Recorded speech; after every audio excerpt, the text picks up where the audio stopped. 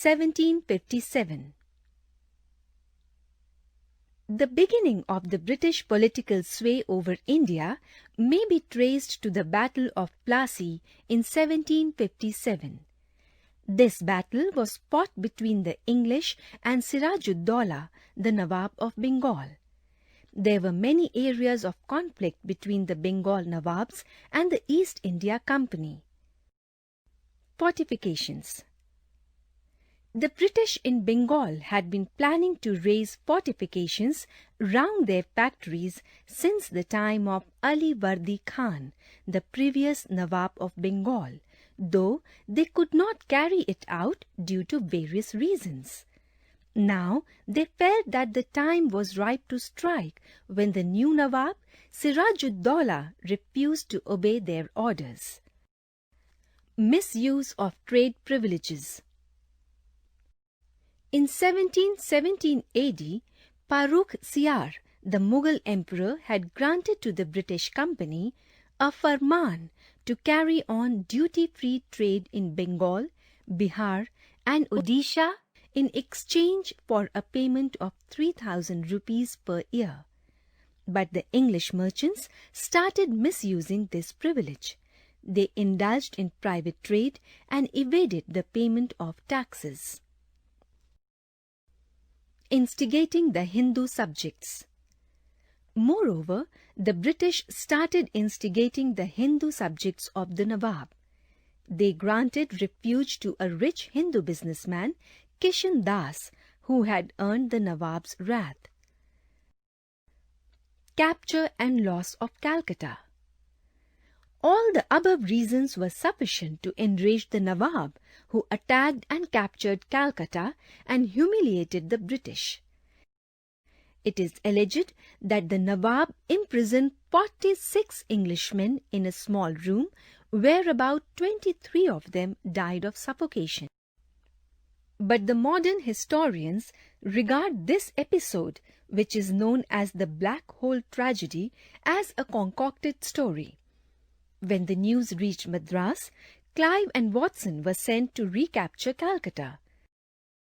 The Nawab tried to capture Calcutta again after it had fallen to Clive and Watson, but he could not succeed. The hostilities, however, ceased by a treaty signed on January 9, 1757, as the British feared lest the French and the Dutch should come openly to help the Nawab, and the Nawab in turn was afraid of Abdali, who was then camping at Delhi. But this treaty could not remove suspicions and fears of each other. Capture of Chandarnagar. Clive was afraid lest the French should come to the help of the Nawab. He therefore attacked and annexed Chandarnagar in March 1757. Conspiracy against the Nawab.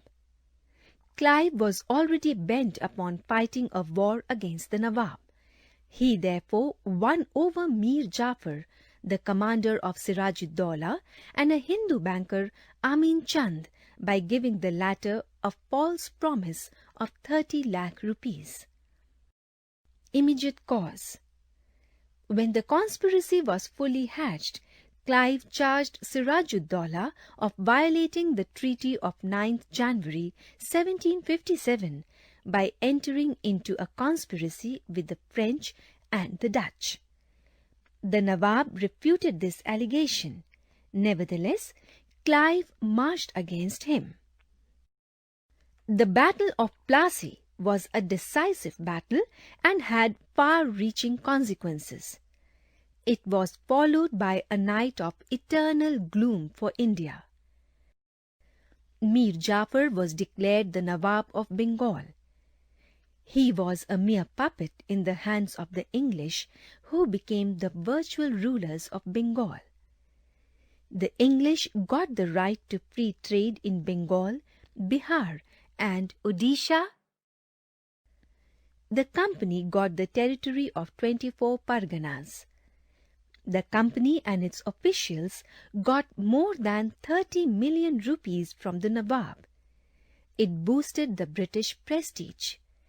The resources of Bengal helped the English to defeat their European rivals, that is, the French and the Dutch. The Battle of Plassey laid the foundation of the British Empire in India. Siraj-ud-Daulah had no absolute right on the throne of Bengal.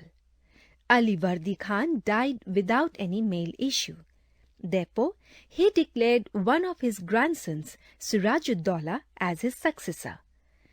But it led to hostility and suspicion among his other daughters and their husbands, who took it as an injustice towards their own sons. The English found it a golden opportunity to use the situation to their advantage. The English succeeded in winning over prominent Hindu merchants and bankers like Raj Ballabh, Seth Amin Chand and Rai Durlabh against the Nawab. Calcutta or Kolkata, after its capture from the English, was put under weak and corrupt officers like Manak Chand. No effort was ever made to help the French at Chandanagar against the British. Mir Jafar's conspiracy proved quite disastrous. The Nawab took no strong action against Mir Jafar in spite of his hand in different conspiracies. Even when the suspicion against him was confirmed, he was not removed from the post of commander-in-chief. The naval power and superior strategy of the British also proved fatal for the Bengal Nawab.